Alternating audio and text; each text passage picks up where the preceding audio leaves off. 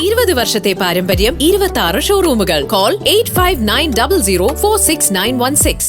മൂവാറ്റുപുഴ നഗരസഭ 24-ാം വാർഡിൽ UDF തെരഞ്ഞെടുപ്പ് കൺവെൻഷൻ സംഘടിപ്പിച്ചു. KPCC vice president advocate VT Balram ഉദ്ഘാടനം ചെയ്തു.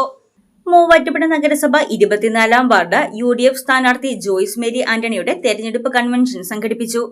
ഡോക്ടർ BR അംബേദ്കർ നഗറിൽ സംഘടിപ്പിച്ച convention KPCC vice president advocate VT Balram ഉദ്ഘാടനം ചെയ്തു.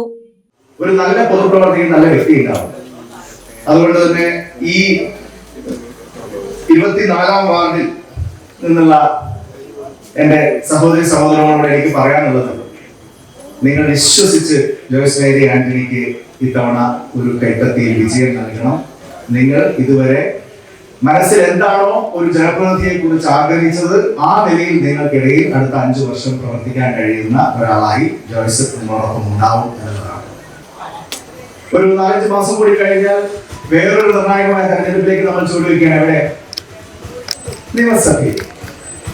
ഈ 2 തെരഞ്ഞെടുപ്പിലും എന്തിനാണോ നമ്മൾ വോട്ട് ചെയ്തത്, എത്ര ഗൗരവത്തിലാണോ നമ്മൾ ആ തെരഞ്ഞെടുപ്പിനെ നോക്കിക്കണ്ടത്, അതേ ഗൗരവത്തിൽ നമ്മൾ നോക്കിക്കാണേണ്ട ഒരു തെരഞ്ഞെടുപ്പാണ് ഈ തെരഞ്ഞെടുപ്പ്.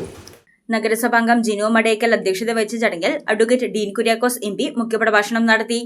വിവിധ സ്ഥാനാർത്ഥികളും നേതാക്കളും ചടങ്ങിൽ പങ്കെടുത്തു. News desk Muvattupuzha news. അഹല്യയിലെ വിദഗ്ധരായ ഡോക്ടർമാരുടെ ചികിത്സ കൊണ്ട് എനിക്ക് എന്റെ കാഴ്ചശക്തി പൂർണ്ണമായും തിരിച്ചു കിട്ടി. ഇപ്പൊ എനിക്ക് ഈസിയായി വായിക്കാം. നേത്ര സംരക്ഷണത്തിന് നമ്മുടെ അഹല്യ.